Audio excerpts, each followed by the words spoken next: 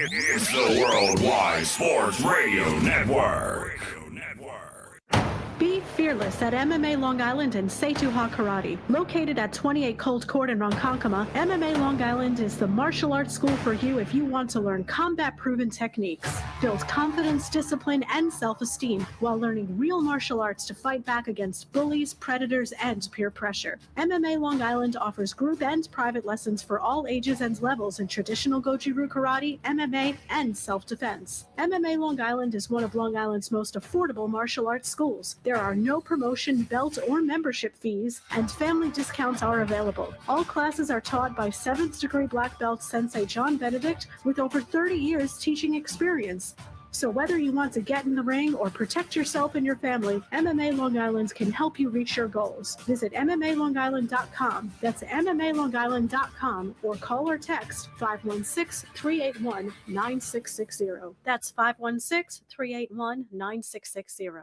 Do current market conditions have you nervous? Our experienced team of financial professionals at Heritage Harbor Financial Associates understands that no two investors are alike. We all have different goals, needs, and appetites for risk. That's why the one-size-fits-all approach does not work, especially when planning for retirement. At Heritage Harbor Financial Associates, we analyze your unique investment style so that you can work toward your individual retirement goals on your terms. Heritage Harbor Financial Associates can help you take steps to reach your retirement goals by providing a wide array of financial products to fit your needs, even for the risk adverse. Give us a call at 631-331-6599 to learn more or to set up an appointment with one of our financial professionals. You can also find us on the web at hhfa.org or on Facebook at facebook.com/hhfa.org. Our number again is 631-331-6599. That's 631-331-6599. Investments in stock, bonds, and mutual funds and variable annuities are not FDIC insured and are subject to fluctuation in value and market risk, including loss of principal. Heritage Harbor Financial Associates offers securities through AXA Advisors LLC, New York, New York. Member FINRA, SIPC. Annuity and insurance products offered through AXA Network LLC.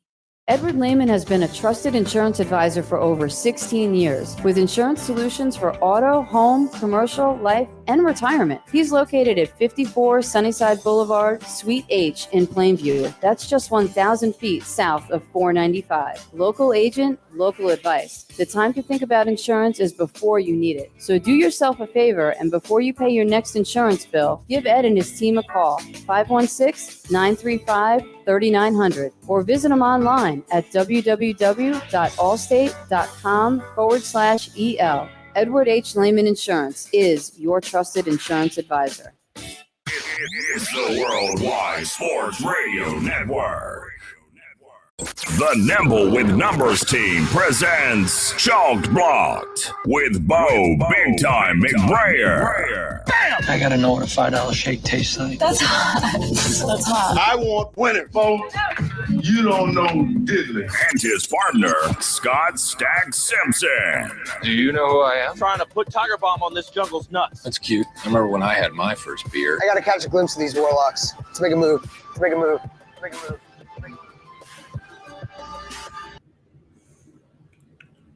Hey, you guys, welcome back to Chalk Block, the world's sexiest DFS show for now. I'm Bo McBig Time. Hey, look around. It's just me in the 110-degree heat in Northern California. We do expect a special guest a little bit later on. Eagle Dan, if he's out there, jump right on. But yeah, we're a great show. I mean, it's Scott Fishbowl season. What's not to love about Scott Fishbowl? I'm in the Red Hot Chili Peppers division. Pretty on brand for me. My draft has gone pretty well so far, according to the masses. I mean, some people, I'm sure, are just saying it. But I like my team overall. And I think if you don't like your team at this point, whether you're done with your draft or somewhere around halfway through, you got problems if you don't do a little roster bidding. Get your guys. Be water. Do all the things all the cliches about drafting for this very unique scoring system. If you're just in the satellite, that's awesome too. Keep crushing it. Best ball. Remember, shoot for that upside. It's a lot of fun this time of year to draft, especially with such a humongous event. Scott Fish is a fantasy football saint. He's doing God's work, charity is the name of the game. We want to give back as much as we can. And that's one thing I'm proud to say is one of the best things about Scott Fishbowl is just the aspect, the culture, that this is more than football. This is more than even just a community gathering of 1,920 people. This is giving back as much as we can, and I'm happy to say that we did make a donation in the name of from Big Time Flavor Co. to No Kid Hungry. This is all from the dollars and cents that were purchases from July 5th during the SFB Podathon. Great to say that we did make $143 in sales, and that all went to No Kid Hungry. I even rounded it up to $150. It was a really cool thing to do. Makes you feel good. Everybody out there that made purchases, that went straight to No Kid Hungry. Thank you out there. Don't hesitate to place your order, even if it's just for supporting the local business. BigTimeFlavor.co is where you can find all of my products. That is, of course, Hot Box Gourmet Small Batch Hot Sauce. I call it the most deliciously intense condiment on planet Earth. Kind of gimmicky, but I think so far people have told me it's true. There's also Smoke Shack barbecue rub, so good you can eat it with a spoon. I even put it on my popcorn. That's a treat. It's like popcorn with butter and salt. Pretty basic, but it's always good. I was just messing around and put a little shaker on kind of in the middle, shook and flipped it over, and put a little bit more Smoke Shack on top of that buttered popcorn, and chef's kiss, you know. And then there's a couple more products I can tell you about. Taco Sizzin. It's tacos aren't just for Tuesdays, man. It's a vibe. Tacos are a vibe. So get your Taco Sizzin. Get your That's Cluckin' Hot Nashville Hot seasoning. That is it's one of I think the best feedback I've gotten from any of my products has been from the Nashville Hot seasoning. And people are putting on all kinds of weird things. We're talking obviously fried chicken for that Nashville hot fad that everybody's kind of getting into now. There's a Nashville hot chicken place on every corner in Sacramento these days. But hot catfish, same kind of thing. Southern fried catfish with That's Cluckin' Hot seasoning. You can mix it with your fry oil, brush it on top of the breading after it's done cooking. That is a spicy and sweet treat. And I've even heard of people putting on sandwiches in their ramen. You name it, I've heard it all, and it's all exciting because I was just thinking straightforward Nashville hot chicken. Let's give the home cook something to make their own hot chicken with. You guys are way more creative than me. The last product in the line is the newest one. That's the Amigo blend. The Big Time Amigo is every home cook's best friend. It's an all-purpose seasoning you can put on anything. It's just don't under-season your food, people. That's your mother-in-law's job. Let her under-season her food. Sneak a bottle of Amigo in your pocket when you go over for Sunday night dinner. Sprinkle a little Amigo on there and make it tolerable. It won't hurt her feelings because she won't even know. It's like bringing a flask of whiskey in your other pocket. It's our little secret. Bring your Amigo. Get all 5 products in a bundle now. 10% off. It's $45 for a bundle instead of $50. I think it's a pretty good savings.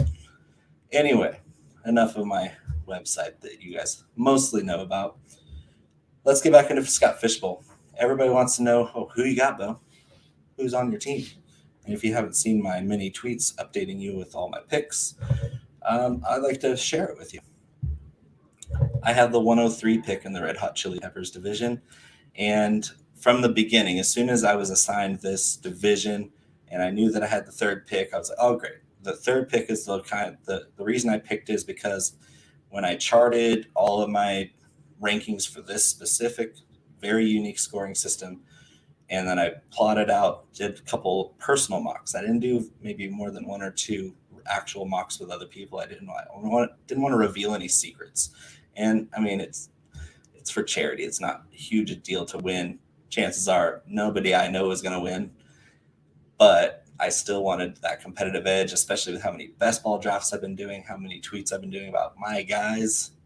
And then, of course, I have Jen Piacenti in the 1 spot, from Fantasy Alarm. She's an absolute legend, and I know she's a sharp, even though she might sandbag that she watches too much baseball these days and doesn't really feel confident in her draft. She's doing just fine, guys. Nobody's worried about Jen. She's a shark. And then, of course, there's our first 5 or 6 picks are all by industry experts or analysts.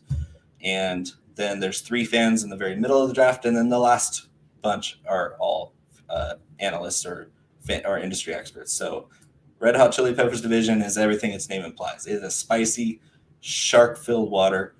Everybody's there, but 103 has been very fruitful. The first pick of the draft, Jen Piacenti, was, I think it was pretty ballsy, but really good pick of Travis Kelce, because everybody knows tight ends gets crazy good scoring in this format. And if you're going to get a guy with over 100 catches and 1,000 yards and around 10 touchdowns, if he stays healthy, that's what he's going to do.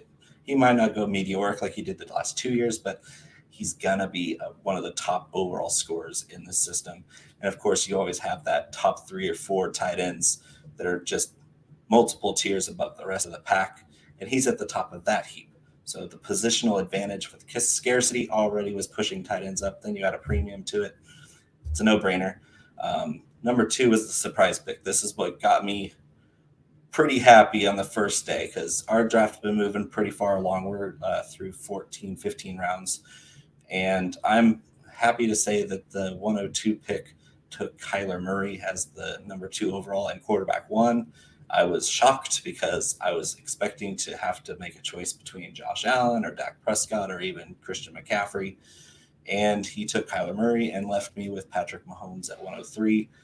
And even though I'm kind of down on Mahomes in overall 4-point touchdown leagues, I'm not saying way down, he's still really good. He's going to do just fine, guys. I'm just saying that there's going to be 4 or 5 other quarterbacks that score more points than him. Before you want to push me off a building, I think Patrick Mahomes is good. I'm not trashing him. He's my QB6 for redraft. It's okay.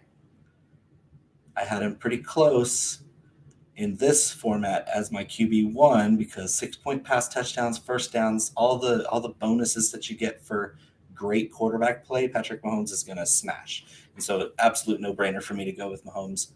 But it was pretty close with him and Dak Prescott.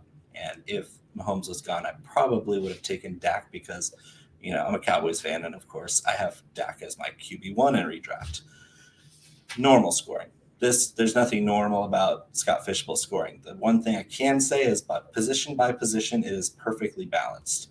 And so it allows for pretty much any draft strategy. It will support you. If you don't have a strategy, if you're just taking best player available, it supports you. If you're a ZeroRB person, it supports you. If you're a zero wide receiver person or a best running back person or a zero quarterback, it doesn't matter because it's all going to be supported unless you have 12 of the people with the same exact strategy. Then, of course, that never happens. But that's the only reason that Scott Fishbowl scoring could be weird. But then if that's happening, anything would be weird.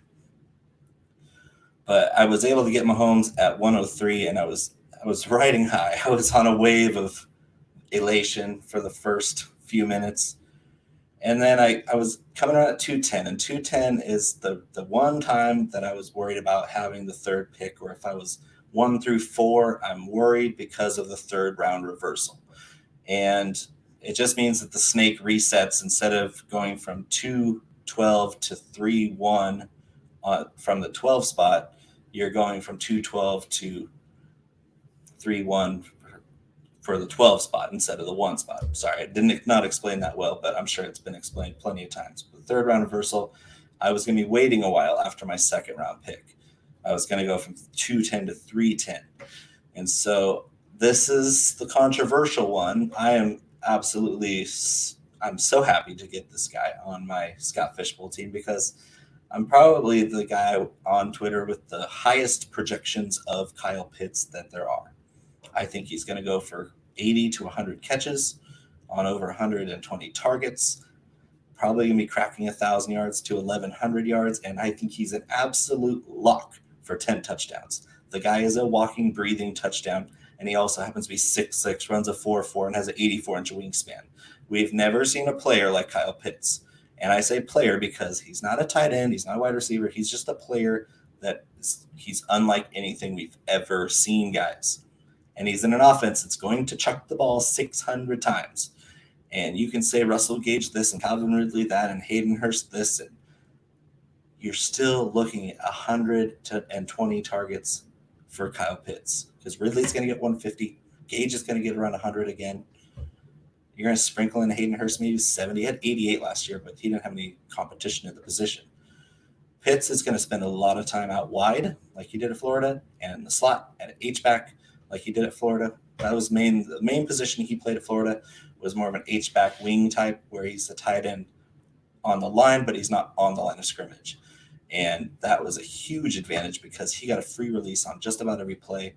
Not that he needed it. If you saw him in line at the right traditional tight end position, he still dominated. It wasn't like it mattered where on the field he was, but they gave him that advantage in that offense.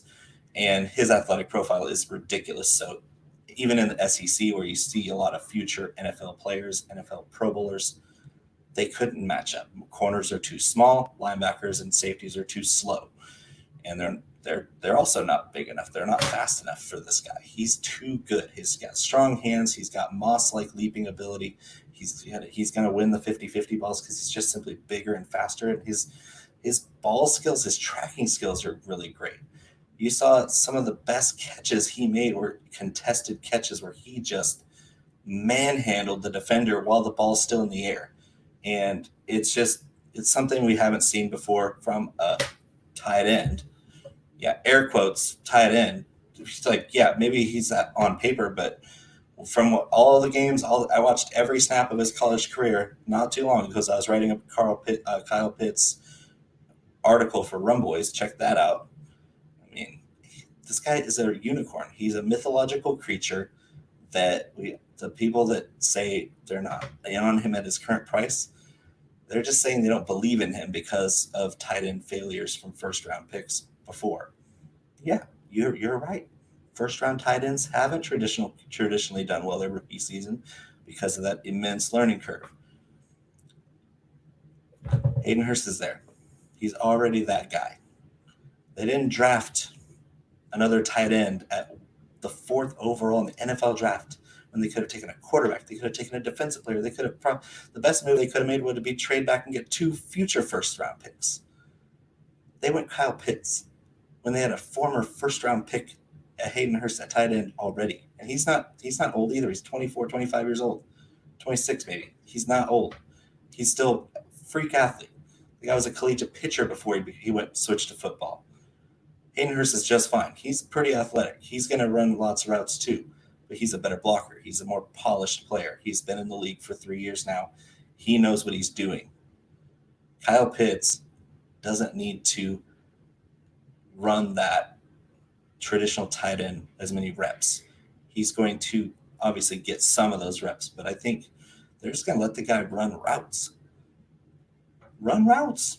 12 personnel doesn't mean you're going to be putting your hand on the ground and driving forward like George Kittle every play. He might do a good deal of that because they're going to have to establish the run to win games. But he's a pretty good run blocker too. He's underrated as a blocker. He made a lot of improvements the last season. But it's just going to be like, why would the Falcons make that move if they had plans to make him a traditional tight end? It wouldn't make any sense. Like, you can get that guy later. If you want that guy, you could have gotten Freiermuth. Yeah, if you need another tight end to run your 12, Freiermuth is good. Kenny Yeboah is good. He didn't even get drafted. A lot of good, solid tight ends with more blocking experience that you could have waited for instead of taking that guy at 104. All I'm saying is that Kyle Pitts is a smash, and whatever price he is now in a redraft, dynasty, best ball, he's too cheap. He's only going to go up in price, especially if you're taking him as a tight end 5 or 6 or even tight end 4, you're saving money. You are getting a great value right now because I think he's easily a top 3 tight end and probably top 4 is a lock. Top 3 is my prediction because I think Kittle just doesn't run enough routes. He's a spectacular player, but he's too good at blocking, and that offense is too run forward. Kittle is very capable of putting up gigantic numbers in spurts. At the end of the year, I still like the volume of Waller and Kelsey, of course, and Pitts. It's all about volume. I trust the volume of Pitts and Waller and Kelsey. After that, Kittle's spectacular enough to be an easy top 4 tight end with top 1 upside. I mean, we've seen it. But Kyle Pitts is the guy I trust to put up humongous numbers consistently all season because he's going to be playing primarily some type of wide receiver. Slot receiver, wide receiver, he's going to be running routes. And that's what I really count on, is him running a ton of routes. If he's running a lot of routes, he's going to get lots of targets and he's going to make lots of catches. And with his athletic profile, he's going to put up insane numbers. And that's a long-winded way of saying I took Kyle Pitts at 210. And there was another, I mean, if you pay attention to other people's drafts that got Kyle Pitts. Kyle Pitts is somewhere between the second round where I got him. One guy got him in the end of the first, which I would have done that too if I had a different draft position. But anywhere between the second round to the fourth round, that's where Pitts is going, generally speaking. And even the people in the fourth round or the third round, they weren't waiting around for him. They're saying, okay, if Pitts falls to me, he's the pick. That's kind of how it felt for me at 210 because my guy Sam Wagman, Swags is there at the 12 pick, and he's got the third round reversal, so he's got 2 picks. He loves Pitts something fierce also. And if Sam Wagman is also a Pitts lover, and he's got, let's say I get a running back in the second round instead of Pitts. Pitts ain't coming back. Swags is taking 2-12 and 3-1, and he's saying, thank you, sir, that's mine. So I wasn't going to let Sam get Kyle Pitts in my division. Not going to happen. He's mine. And so what if it's a reach?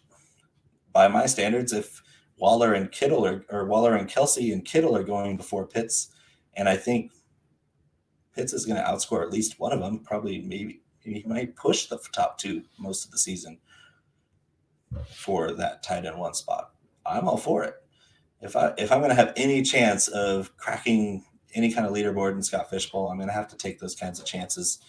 And that was one that, for me, it's a no-brainer. Snap decision, Kyle Pitts. I didn't spend any time hovering over the button. That was an easy pick.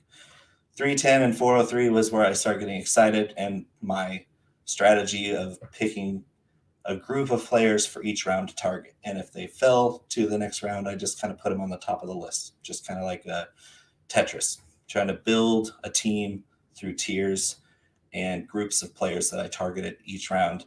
And I had Najee Harris as a second round target, and he fell to me at 310. Easy decision. Najee Harris, 300 touch minimum this year if he stays healthy. I don't have any indication he won't be healthy. He's a strong kid, Northern California proud. He's a great dude. He's in a good situation. If you look at everything, Pittsburgh has changed. You look back to last year, the run offense was terrible, worse than the league. Couldn't run the ball, couldn't push anybody back. They were throwing on their heels all year.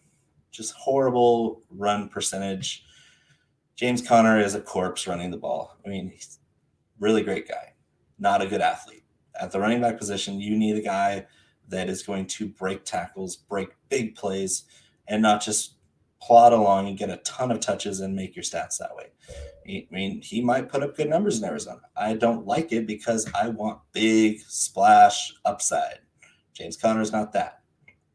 Najee Harris did nothing but make big plays in the passing game and the running game at Alabama.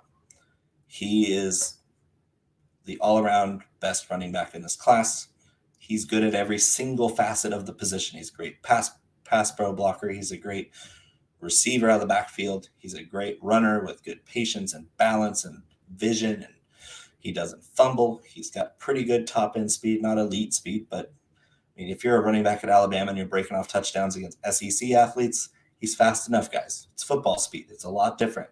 You're on a 4.6 40, but you're pulling away from guys on the field, I think you're going to be fine. Same thing with Javonte Williams. But Najee's a great pick. At 310, I was ecstatic to get Najee Harris. And rookie running backs tend to have a pretty quick learning curve because Once you understand certain pieces of the offense, you know where to stand on each play. You know what each play is doing. It's not rocket science. You're the athlete, given the ball, making big plays. That's your job. And then at 403, I mean, this was a 4th round target at the very top of my 4th round target list. None of my 3rd round targets fell to the 4th. But Clyde Edwards-Helaire, he's not one of my favorite running backs. I think I have him somewhere at 13 or 14. But I mean, seeing him as the RB16 in the 4th round, I mean, it's not common to stack a quarterback like Mahomes with a running back, especially an offense that doesn't really feature the running back in the passing game. But before they signed Le'Veon Bell, he got a lot of touches. He got tons of carries. He was getting a decent amount of target work. CEH is a good player. He was overdrafted as a rookie because the landing spot fever was out of control. 1st round pick for a rookie that was on the Chiefs and wasn't likely to get a lot of receiving work. I wasn't all about it because he was my running back 4 or 5 in that class. I wasn't overly excited about him.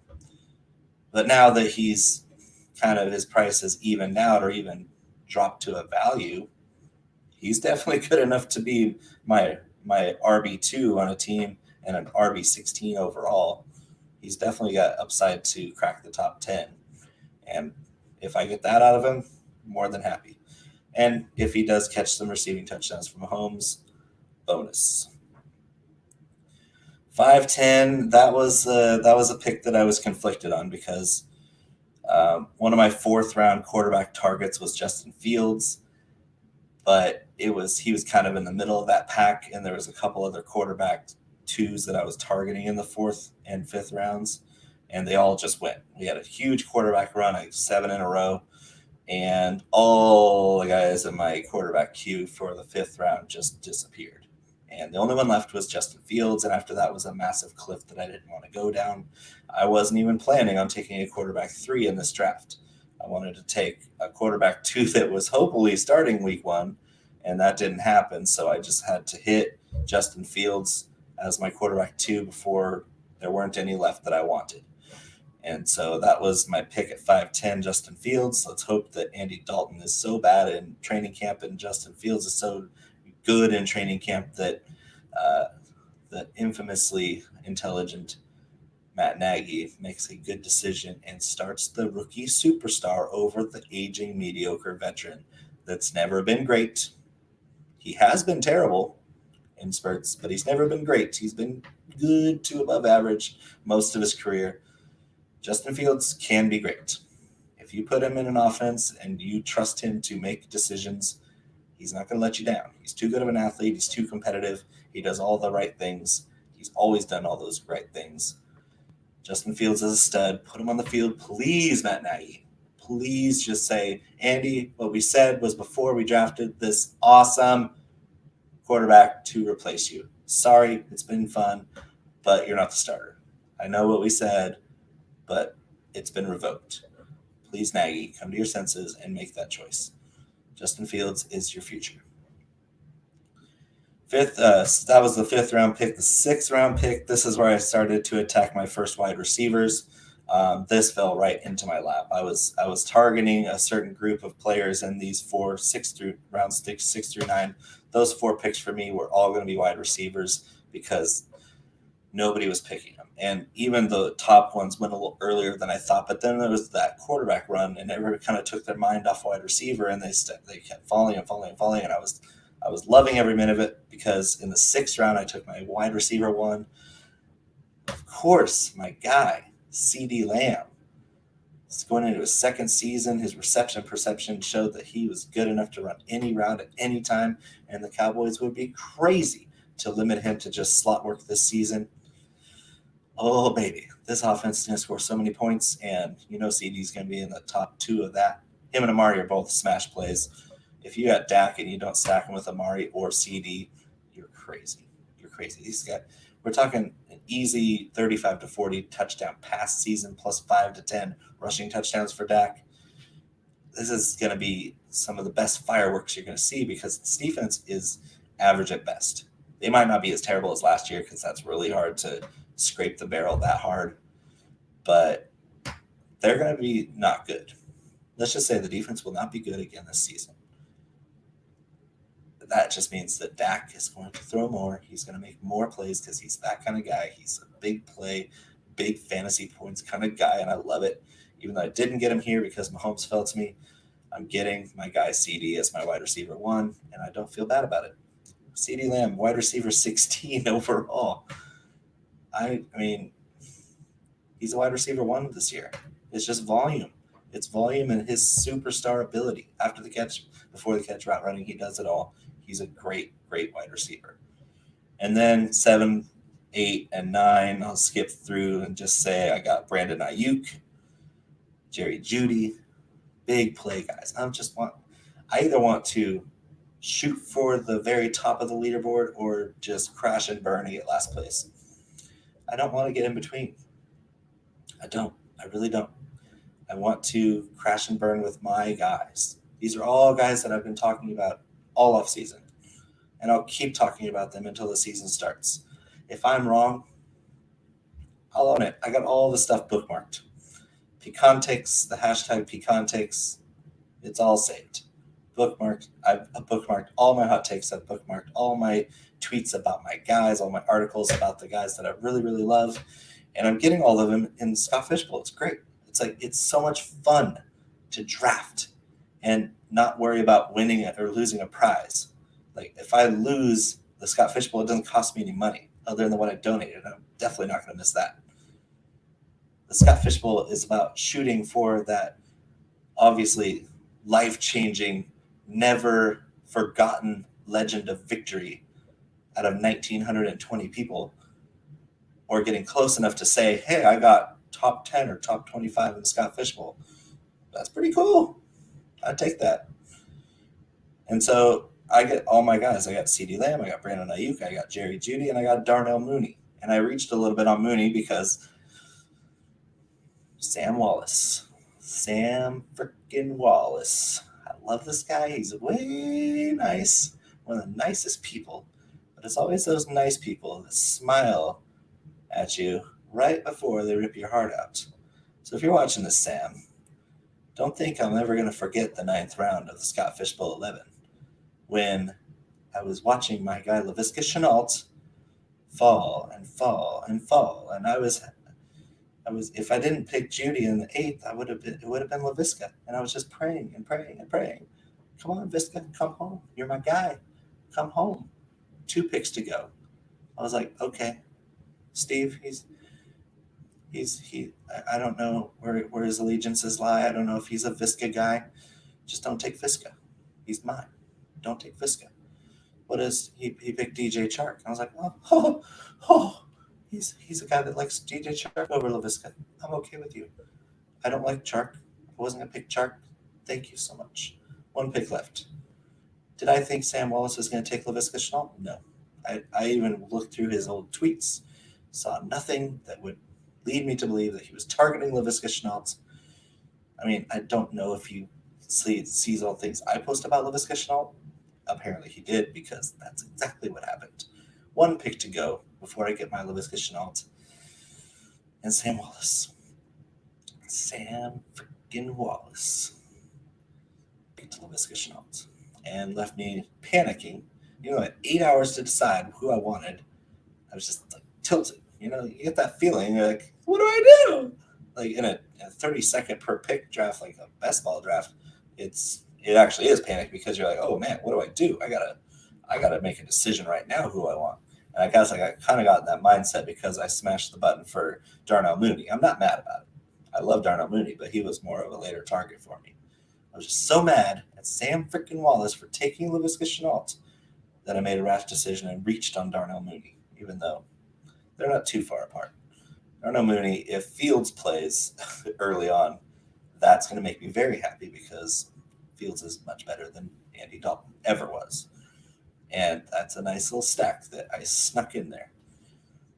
Round 10, reaching again, but for my guy. I'm getting all my guys. This is what makes me want to watch football this season, because I get to studying the players, and I I wouldn't call it take lock, but sometimes it feels like it gets pretty close. Like I don't want to move off of a player. I don't want to even downgrade a player like LaVisca when Travis Etienne's getting receiver work in the slasher role in Urban Meyer's offense, which is mainly just an H back or a wing back, where they run lots of little end around plays and swing passes. Visca can do that, but he's also 6'2", 220, and isn't a little guy that just a scat back. He's not just that little guy that only runs slot routes. I mean, if you watch him at Colorado, he's all over the field. Out wide left, out wide right, slot left, in the backfield as the quarterback. All they want to do is get him the damn ball. You can throw a route. He can run outside routes, inside routes, catch the ball anywhere, take run plays. He's an athlete. He breaks lots of tackles, and he's just a touchdown machine also. So that's why I'm really mad that Sam freaking Wallace took him from me. But anyway, 10th round, got my guy, my official guy. He's my banner picture. Thank you. Shout out Third and Short. Tony Pollard. You guys are sleeping. Tony Pollard. I haven't explained why he's my guy, really a whole lot. I just said he's my guy. I put him on my banner. I tweeted him. He likes my tweets. It's pretty cool. It's like I want to interview Tony Pollard. If he's ever sees this, hit me up, Tony. I want to tell your story. I'll talk about barbecue. His family owns a barbecue place in Memphis that's famous. I'm a barbecue guy. I'm a food guy. You and me, Tony Pollard, TP5. You're my guy. Got you in the 10th round. Lots of guys they're like, oh, I like Tony Pollard. He really showed out when he had his chances last season. He is better, more polished. So let's not say better, because Antonio Gibson's a great player. Bright future. But he's still raw as a running back prospect. Tony Pollard right now and before last season was a more polished running back than Antonio Gibson. They're just as fast as each other. Gibson's a bigger dude. He's built different. That's why he's more popular. He's got the opportunity to show off his big frame with good speed. And I mean, guys that size and fat and that speed are tough to bring down. Great running back profile. Tony Pollard, 2 straight seasons. He's been in the league 2 years, back-to-back years in the league with limited opportunities. His top 5, or top 4 really, he was 4th both years in broken tackle percentages. So on 24% of his carries, I think, he broke a tackle. What? The guy, he's not that big. He's not small either. He's prototypical size, like 6 foot or 6'1", 210, 220. He's not a huge running back, but he's really fast, really agile, and he's tough, and he runs with balance, and guys just don't wrap him up well. He uses his hips and angles well to make tackles fall off of him. And of course, he's explosive in the open field. If what I'm hearing is correct, and if I'm believing in Kellen Moore and Mike McCarthy, I'm a lot more of a Kellen Moore fan than a Mike McCarthy fan.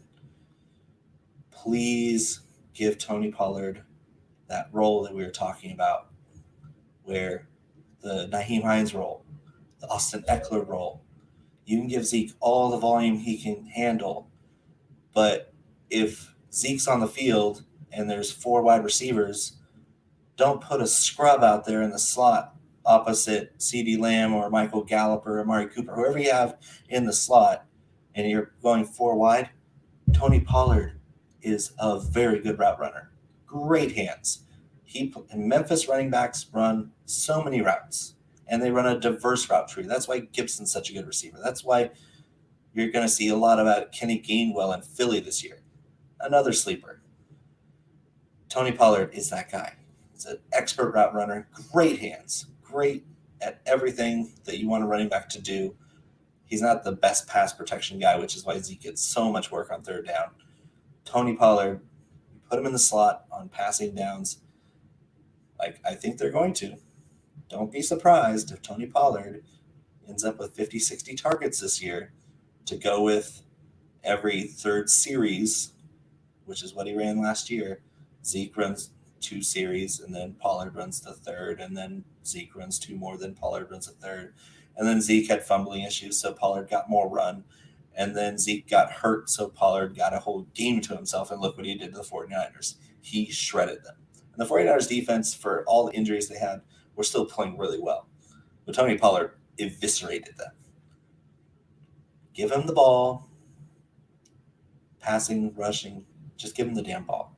And he will prove that he's a great running back that would start for at least 20 teams besides the Cowboys, if he wasn't on the Cowboys. 11th round, another guy of mine, tight end 2, Jonnu Smith. He hasn't broken out yet. He's too good of an athlete. He does everything you want him to do. He's a better blocker than I think I would hope he would be. Like, you think that's weird. You want your tight end to be a good overall player like Kittle. But if you're not going to be as good as Kittle, don't be as good as Kittle on the blocking end. So they just like, you know what? I don't think the blocking thing's going to work out. That's what I would do, is just say, Jonnu, maybe just take it easy on the blocking. Let Hunter Henry show that he's a good blocker so you can run more routes.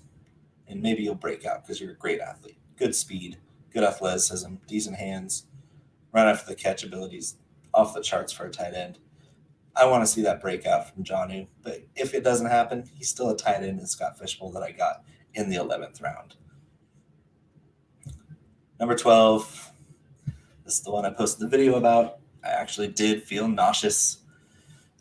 I got to where another point of panic in the draft where you started to see some of the fringe quarterbacks that might have some good weeks, but then their bad weeks start negative points in Scott Fishbowl start to come off.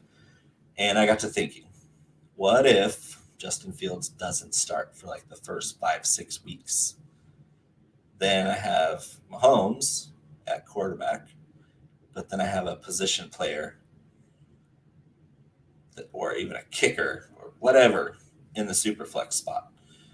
If it's a couple of weeks, I think I can manage it. Once Fields takes over, I'll be fine. But I was worried because what if Nagy's a complete moron and he decides that Andy Dalton is doing good enough to keep the job until the bye week? What do I do then? I'm screwed, right? Well, that's where I decided to take my quarterback 3 reluctantly. And I don't know if I regret it altogether, but Jimmy Garoppolo was the only one I thought would have a chance at being efficient enough to maintain positive points in the Superflex spot. Out of everybody left, I didn't like their accuracy or their willingness to take sacks or their turnover proneness, like Daniel Jones and those guys. And I was actually targeting Sam Darnold because I think he's a breakout candidate in the Joe Brady offense, getting away from Adam Gase, simplifying his looks. Adam Gase's offense was a complete dumpster fire. It always has been. But he got paid and keeps hanging around. I guess now he's a high school offensive coordinator. Hilarious. That's a story for another time. Yeah, Adam Gase went from NFL head coach to high school offensive coordinator in one fell swoop. That's funny. But new offensive coordinator going from Gase to Joe Brady seems really good for Sam Darnold because Joe Brady's offense is simple, but it's also complex for the defense to figure out. Like Sam Darnold doesn't have to make too many reads in that offense. And he's got really good weapons around him. He's got Christian McCaffrey. He's got a rookie in Terrace Marshall that's got incredible leaping ability and 50-50 ball prowess down the field. He's got DJ Moore, and that's another underrated guy that I wish I could have gotten. DJ Moore is a freak. He's about to have a massive, massive season. And so I kind of wanted a piece of Darnold, and then he went. And so I was left with a decision. Do I just chance it, not have a quarterback 2 for maybe the first up to 6 games of the season? Or do I take a chance on a guy with a shot at average points, more than 10 points that I'd get from a tight end or kicker in the Superflex. And so I took Jimmy Garoppolo. I'm hoping that his weapons being healthy, his line being healthy, and his defense being healthy will help him not make too many rash decisions and turn it over and show that even when they ran their Super Bowl run where he led them to the Super Bowl, come on, guys. They had top number one defense in the league. They had great running game. They ran the ball down everybody's throat at will. Jimmy Garoppolo didn't have to be good, and he wasn't. He was efficient, and that's what I want. I want 2019 Garoppolo where he's efficient. And he was terrible in the playoffs, and that's why they ran it every single play in the playoffs to win. But if we get 2019 regular season Jimmy Garoppolo, I'm going to be fine. It still makes me nauseous thinking that Jimmy Garoppolo's on my team. It's so bad. I mean, the guy is so handsome. He's so fun to look at. He's just a good-looking guy, but God, is he terrible. Oof. Anyway, 13, got Gerald Everett. Great player. Great player. Started over Tyler Higbee. So many games. Everybody had Tyler Higbee fever last season. And I was just like, yeah, he'll be all right. He'll do fine. But Gerald Everett's healthy. 2019, Gerald Everett got hurt, and that's when Higbee went off. Because before that, it was Gerald Everett. That was his job. He was the starter. Better blocker, better athlete, better receiver than Tyler Higbee. And so they had a nice little clean split last season where they both were good but not great. They weren't fantasy relevant except for Higbee's big week in week 2. This year, obviously, Everett's in Seattle, and they have an okay track record with tight ends. I mean, since Jimmy Graham, it really hasn't been anything to look at because a lot of injuries have happened at that position. But Russell Wilson is accurate, and he likes to take chances. And Gerald Everett's a great route runner, and he's going to take over a lot of targets in a very narrow target allocation. I mean, you got DK Metcalf, you have Tyler Lockett, and you have a little bit of Chris Carson, who's an underrated receiver out of the backfield. But who else? You have the rookie. I mean, Dwayne Eskridge is unproven talent. He's a great athlete. He's going to make some big plays, but consistency, you can't count on him at all for consistent production. And then you have the rookie from last year, Freddie Swain. Again, good athlete, is going to make some big plays, score some touchdowns. But other than those two guys, Gerald Everett's he's gonna get some good looks in the red zone. He's got some good touchdown upside. And so Gerald Everett's tight end 20 as my tight end 3. I'll take that all day in the 13th round. In this scoring format, I might have some 15, 20-point weeks out of the guy. I will definitely take that. In the 14th round, that's as far as I got. I got my running back 4 and a guy that one little injury or one little hot streak from Darrell Henderson over Cam Akers, and it's going to be just like last year. Akers' ribs hurt. Darrell Henderson was one of the highest graded running backs in that first stretch of the season in the whole league. He's explosive. He's not overly big, but he plays big. He looks bulky, but look at his height and weight. He's not very big, but he's got good speed, good vision. He makes big plays, and that's what I'm shooting for. I'm looking for all my guys are like, I just need you to be likely to hit your ceiling. I'm not drafting safe for floor. I'm saying, how many times are you going to blow up and put up humongous points? I'm hoping that all of these guys are going to have at least a handful of those games. And Darrell Henderson, like I said, one injury away from being thrown into a bell cow role in an offense that's going to be pretty explosive. The Rams are going to be pretty good this year. Their defense is good. Their offense is good on paper. We'll see what Stafford can do. But I mean, you can't say the Rams are going to be bad at anything. They're going to be good, at least good at everything. I don't know how far they'll go, but I mean, I'm pretty confident that there's going to be a pretty good split between Cam Akers and Darrell Henderson, a lot like last season before Henderson went down. And before Henderson went down, they were both breaking off huge chunks of yardage. That run game is pretty good. And at running back 47, Whew, it's so nice. So nice to get a guy like that in the 14th round. I was a steal. We'll see what happens for the last 8 rounds. I have a pre-draft selection queue set up already, so I don't have to look at it. I have all my guys in order. Just set it and forget it, and we'll check up on it later. I talked about my whole team for 45 minutes. If you're still watching, I'm sorry. But yeah, Scott Fishbowl is exciting. It's so much fun. And it's really fun for me to draft guys that I've been touting for a while. And it was surprising because of how many people that ended up in my division that I know pretty well. And they know me really well. Like Sam Wagman, we've been doing underdog best ball drafts for 2 months now. And we're talking dozens of them.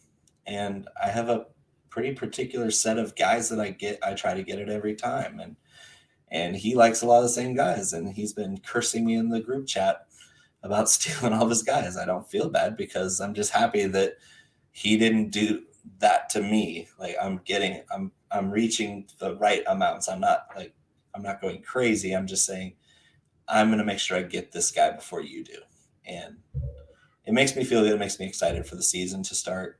I know a lot of people feel that way because we're drafting in July and there's no football for another 2 months, about 2 months until we get kickoff again.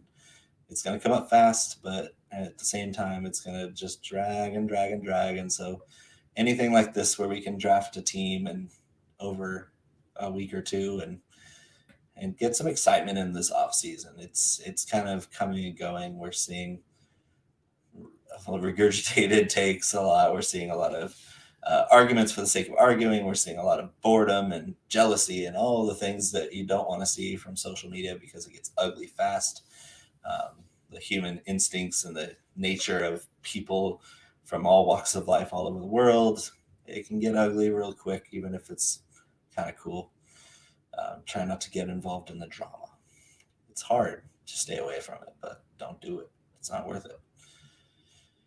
Anyway, it's just it's Scott Fishbowl's really cool. Shout out Scott Fish. Shout out Ryan McDowell. I was very fortunate to be on the Podathon 3 separate times, just pushing the donation drive I was doing on my website.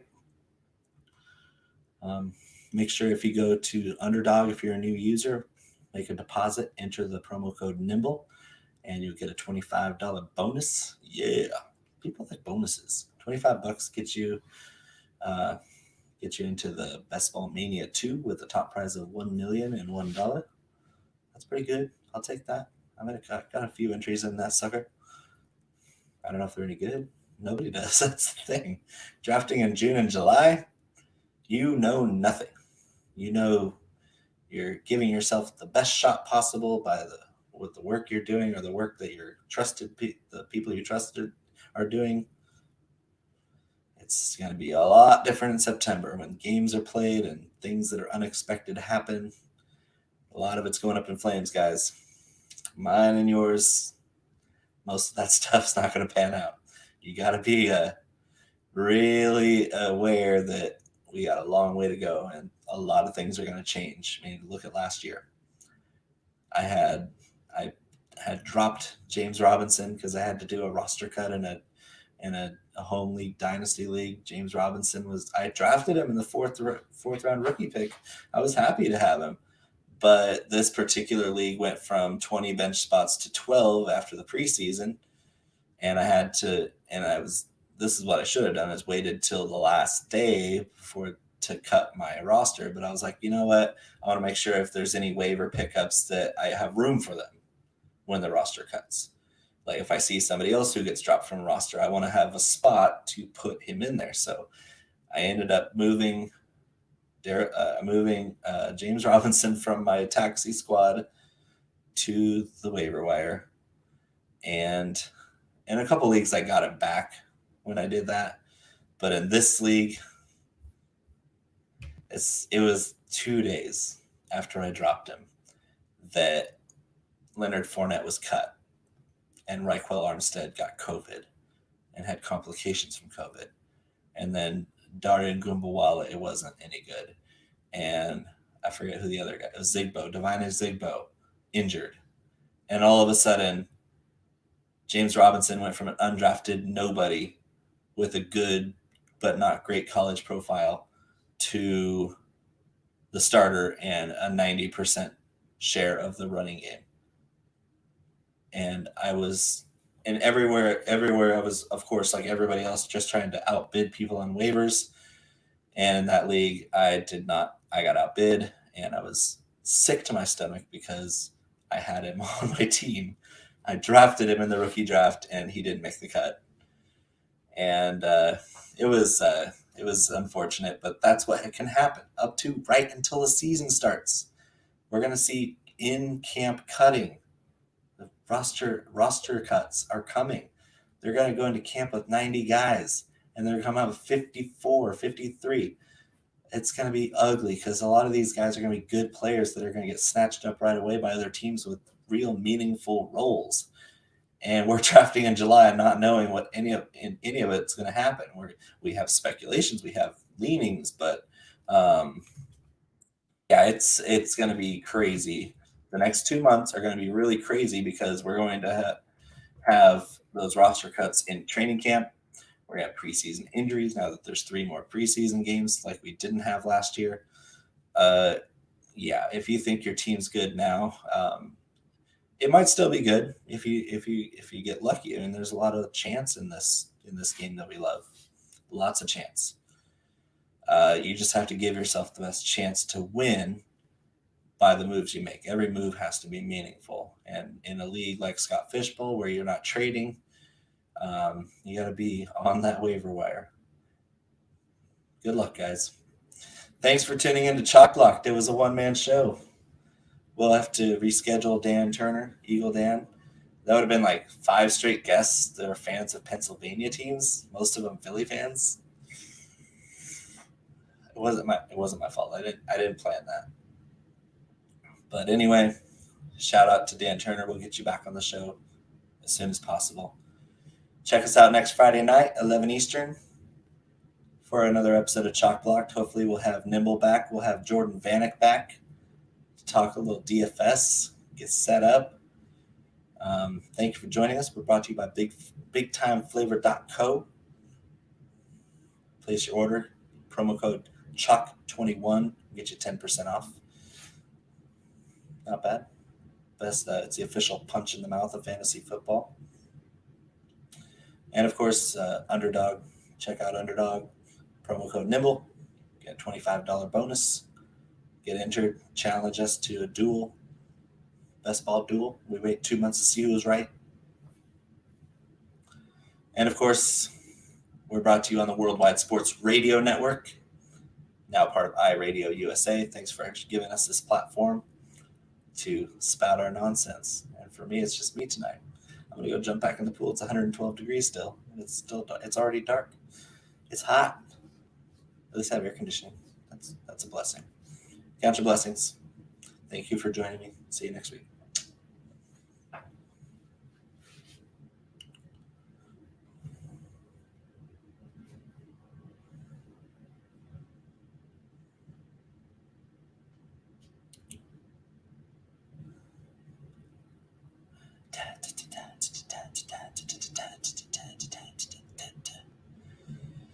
Scott is gonna cut the feed, but until then I'll sing a song.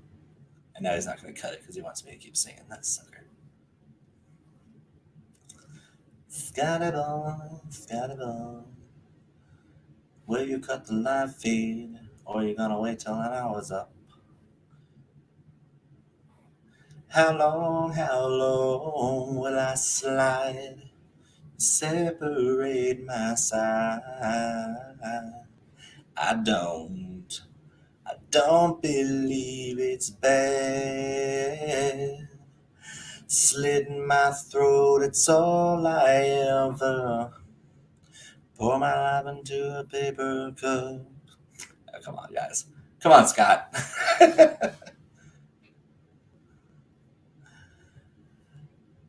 This is after hours. Who's watching? Anybody in the chat? No? Darn it. So let's see here. How about that fishbowl?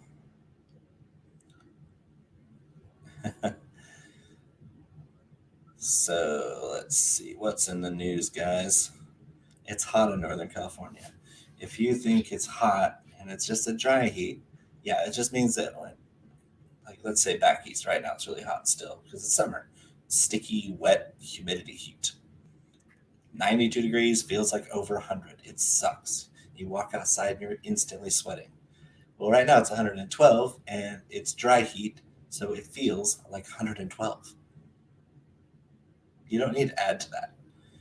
And we do have some humidity. It's like 20-30%. So not overly crazy, but you can feel it. You can definitely feel it sit on your face. That's not a good way to say it. Wonder where Scott went.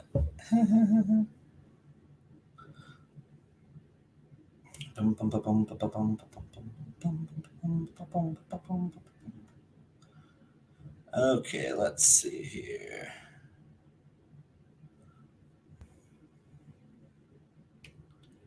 Let's see, I'm gonna look up.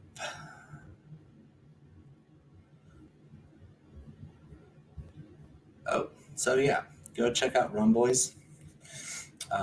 My Kyle Pitts article dropped a couple days ago. It's called Mythological Creatures, the Fantasy Lore of Kyle Pitts. It's where I go over all the things that he is, some of the things he's not, and my projections for his rookie season. Because I don't think anybody's really denying that he's going to be a great fantasy asset for Dynasty or down the road after the season because of the perceived learning curve. But I think that if you don't go after him this season, you're probably going to regret it because he's going to put up some gigantic numbers as a rookie. I don't have any doubt in my mind that it's going to happen. So that's the article I wrote for Rum Boys. Stay tuned to the Ball Blast that I've been putting together. I put together a DFS guide, like a beginner's guide or a general guide to DFS football with my guy Nate, who's writing with me over at Ball Blast for DFS. We put together 2 separate, very unique guides to DFS football. That's going to be coming closer to the season during the preseason. It's going to come out then. So look out for that. That's going to be a big deal because it's that one took me a while. It took me a while to write that sucker because there's a lot of things, even if it's basic stuff, there's a lot of details to go into understanding how to play DFS well. Anybody can play it. Anybody can deposit money in a website and make a lineup. But doing it where you're not losing money is the trick. And so Nate and I really, we worked hard to put together a guide that can help a lot of people and grow that side of the game, because a lot of redraft players and even dynasty players, and they're having fun. I'm one of both of those. I enjoy all types of fantasy football, but the reason I enjoy DFS is because it's instant gratification. It tells you right away whether you're good or bad. You don't have to wait all year to figure out, hey, was all that stuff I did in July any good? We got to find out in December and January. I mean, you might find out a little earlier than that, but DFS, you find out every Sunday how good or how bad you are. And that's the appeal. So check that out on Ball Blast, probably in another month or two. Of course, nimblewithnumbers.com is going to be rocking some DFS content from Scott and me, and we'll be pulling from the Mathematician's data. Jordan Vanek, he's special, guys. If you don't follow Jordan Vanek DFS and you want to play DFS and win, you're crazy, because he's going to win. Everyone that reads his stuff or follows his data, they're going to win money, because this dude wins more than anybody, more consistently than anybody that I've ever seen. And that's special, because I mean, he's young, but he's sharp as a tack. He's figured out the game at a level that is exemplary. You can't match what he brings to the table for putting together data in an understandable way that actually predicts the future in a way. Like this guy does things with spreadsheets that blows my mind. And I mean, that's not a really high bar because I'm not a high tech guy, but yeah, his Z scores are dead on accurate most of the time, and he's winning huge chunks of money. And so if you are that kind of person that likes huge chunks of money, follow Jordan Vanek DFS because he's the mathematician. And if you like winning, you can read the data and articles that we're going to post on nimblewnumbers.com. Scott and I are going to be diligently working. Starting in a month, we're actually going to work together here in this office, I'm sure, huddled over this very desk at the summit, the Nimble with Numbers Summit. It's going to be fun. Mostly just going to be drinking and eating tons of food, but we are going to get down to business and build a model that's going to help a lot of people win money or just provide entertainment. At the very least, we're going to be entertaining. We're going to bring the product that people want to keep their attention span. That's the goal, is to be successful through the success of others. That's really what we want out of this whole deal. And of course, I'll be writing and podcasting for Hammercast Network. Really excited to get back to work with those guys. DFS. Surprisingly spicy stacks. I'm just the spicy guy. Not that entertaining, I don't think, but I know how to play DFS. I know how to win. I know how to draft. I know how to pick players. I guess. Just track record, winning. Scott. Running out of things to talk about, Scott. Shout out Rum Boys, Robbie, Raj, all the guys. Shout out Ball Blast. Shout out Scott Fish.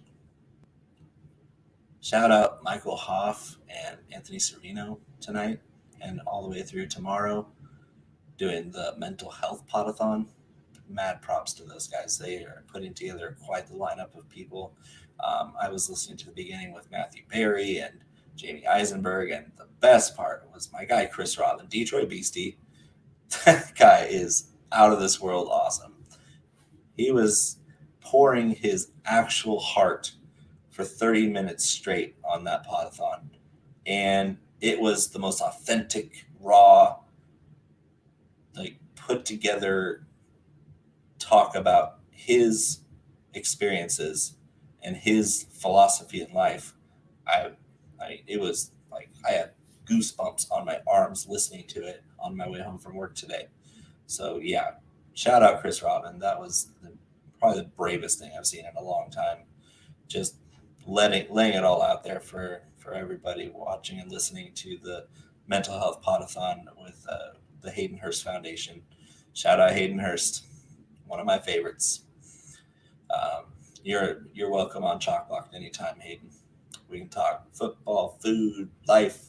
It doesn't matter. We're an equal opportunity entertaining show, hopefully. We don't shame people with long hair. That's good. That's a bonus. We haven't had too many people on the show with lots of hair. It's just a guy thing. But yeah, Hayden, join us anytime. All right. We're going to wrap it up here. Scott, if you're hearing, I'm going to mute my mic and turn the camera off in a second.